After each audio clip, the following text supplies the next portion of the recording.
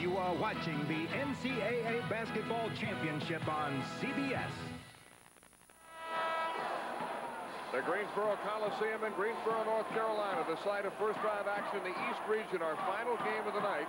With 7:51 remaining in the first half, Iowa leads Texas 28-19. I'm Mel Proctor along with Dan Bonner. Already today, Missouri, Seton Hall, and Duke have advanced. The Duke Blue Devils awaiting the winner of this game. And the Iowa front court has really dominated the game. A lot of those opportunities coming on offensive rebounds. And the winner of this game will get to try the Goliath from Durham. Campbell fans tuned in late. No, Fighting Camels came up short. James Moses with the rebound. He is quite an athlete. And scores. That counts. He's done a little bit of everything in this first half. He's put up the threes. He's handled the ball against the press. Rebounded well. He has 10 rebounds so far. He's only 6'4". He does have tremendous skills. He is a senior. He'd really like to make his mark in this NCAA tournament. Foul is on B.J. Tyler, and a three-point play by Moses gives Iowa a 12-point lead. This is the Hawkeyes' biggest lead.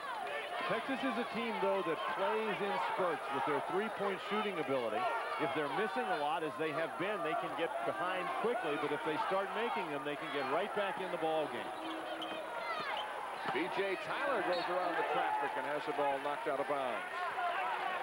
Iowa doing a nice job in the zone defense when Tyler penetrates in there to play the passing lanes and to force him to take the shot against the much taller defenders. Val Barnes is back in for Iowa. Barnes, a junior from Wichita, Kansas, who began the season as the starting point guard when Kevin Smith was sidelined with academic problems. Benford Williams is left three, and he buries it. Somebody forgot to pick him up. Williams is a tremendous jump shooter off the dribble. He has 4 points. Williams averaging 16 a game coming in. Iowa hasn't had any real problems yet with the Longhorn pressure. Skinner, Barnes, Earl, Moses, and Street on the floor for the Hawkeyes.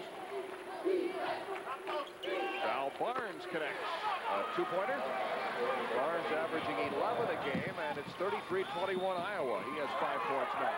He's also shooting it with a lot of confidence. B.J. Tyler with a 15-footer. Look at the... Burdett comes flying in, gets that rebound. The Longhorns turn it over. The omnipresent James Moses up on the loose ball. Fouled by Benford Williams. His second. And the 18th foul.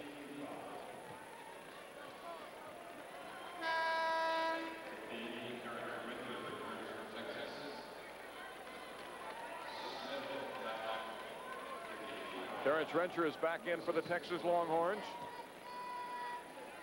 James Moses at the free throw line. He already has 10 rebounds in his first half. His career high is 11. Boy, there's Earl with another rebound. But he hasn't shot the ball well in his first half. And it's a good thing for the Texas Longhorns that he hasn't. They're behind by 12 points.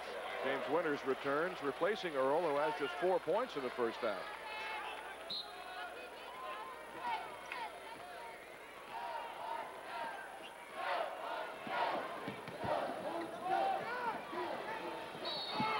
Welcome to Greensboro, North Carolina. I'm Mel Proctor along with Dan Bonner. First half action, Iowa and Texas. Iowa leading by 12.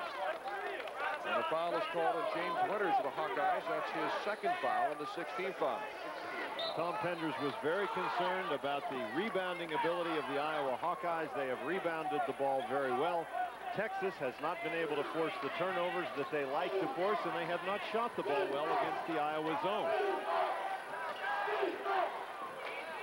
Texas has Williams, Rencher, Watson, Burdett, and Cambridge on the floor. Williams for three.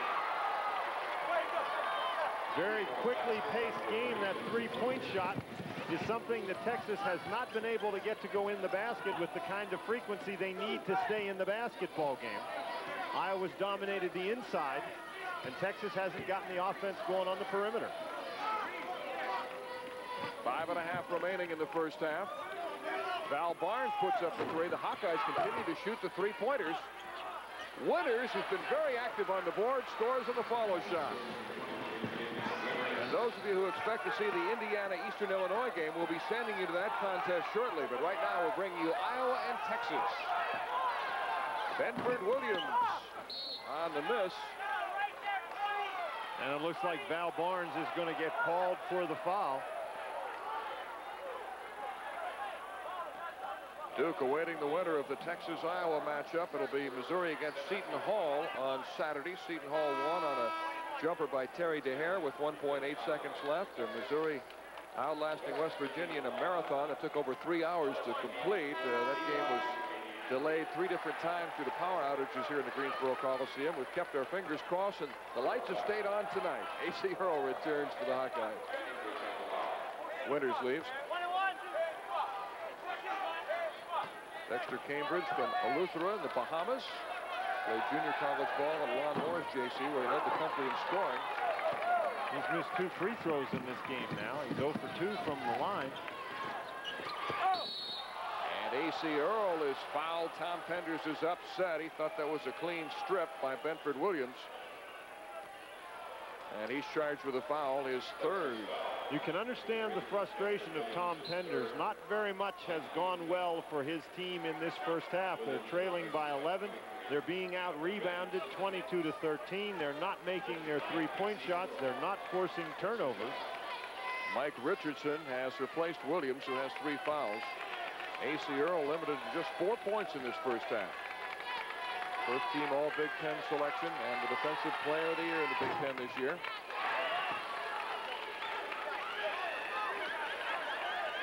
On a team where they shoot pretty well from the free throw line, Earl only a 67% free throw shooter. He makes 1 out of 2, and James Moses is back in for Iowa. He replaces Lookenbill.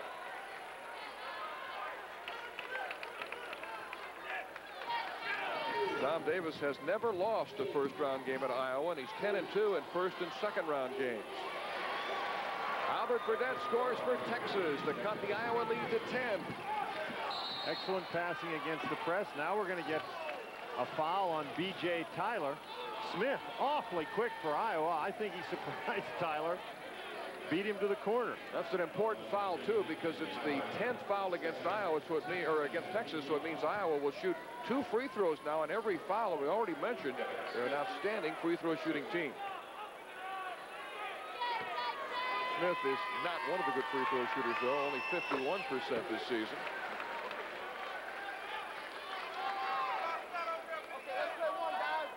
Tom Davis in his 6th year at Iowa, his 21st year overall in college coaching. Street with the rebound. Another offensive rebound. Tom Penders is going to see those in his sleep. The big guys, Street and Earl, have been a little too much on the boards, along with Moses, who's approaching a career high in rebounding in the first half for Iowa. Moses misses the 3. And the one thing that's really keeping Texas in the game is the fact that Iowa continues to fire away from three-point range. Richardson misses the shot. Richardson scores on the follow. Longhorns continue working at it. They cut Iowa's lead to 9. Val Barnes backs it out. Texas in a 2-3 zone. ACO works inside.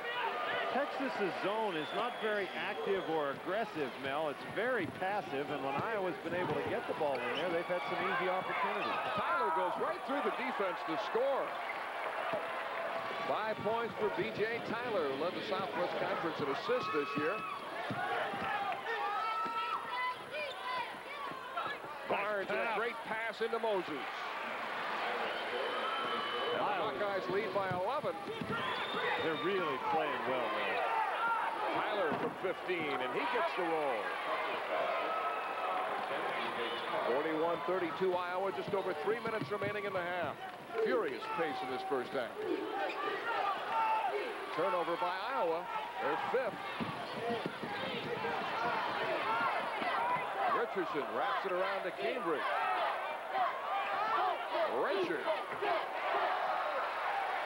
And the little Texas guards are not afraid to go inside and challenge A.C. Earl. High-scoring first half, 41-34 Iowa. We're under 3 minutes. You're going to be in shape to play this game. You have to be in shape to referee this game. It's a good thing you don't have to be in shape to watch it. Or to announce it. Barnes for three. I don't know if that was a pass or a shot. Twice he's done that. So I would have to say that we must draw the conclusion that that's a pass.